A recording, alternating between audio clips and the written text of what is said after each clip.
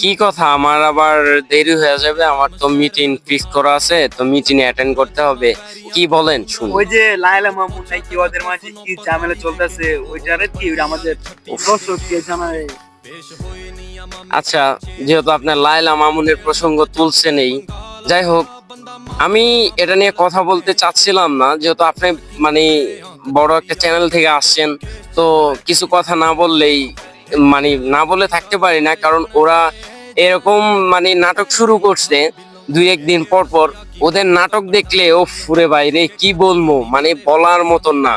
এদের নাটক দেখলে এই সাকিব খানের বরবাদ, তারপরে এই যে অনেক বিভিন্ন ধরনের বাংলা নাটক, এরা এরা শুদ্ধা ফেল।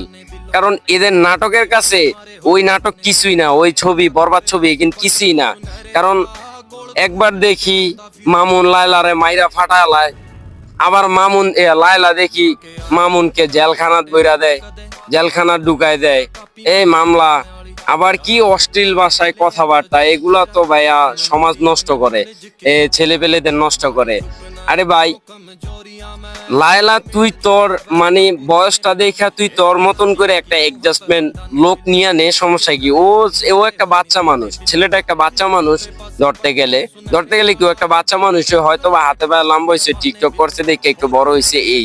কিন্তু ওর সাথে তো ওর কখনোই যায় না, কারণ একটা ম্যাচুরিটি আছে না, ওই জিনিসটা থাকতে হবে, একটা বন্ডিং থাকতে হবে, তাহলে না একটা সম্পর্কে আন্ডারস্ট্যান্ডিং বাড়ে। তো আপনি যদি দেখা যায় আমার বয়স 16, আমি লয়ে গেলাম 55-56 বছরের মহিলা, তাইলে তো আর মানে ম্যাচুরিটিটা আসলো না, ভালোবাসাটা থাকছে না।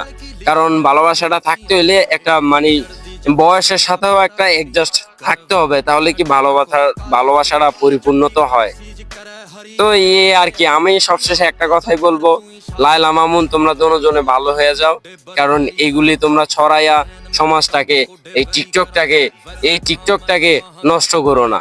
হ্যাঁ, ধন্যবাদ। আমার সময় বেশিক্ষণ নাই, আমার এখন যাইতে হবে। আর আমাদের এই চ্যানেলটা সাবস্ক্রাইব করে রাখবেন, পথবাড়া.com।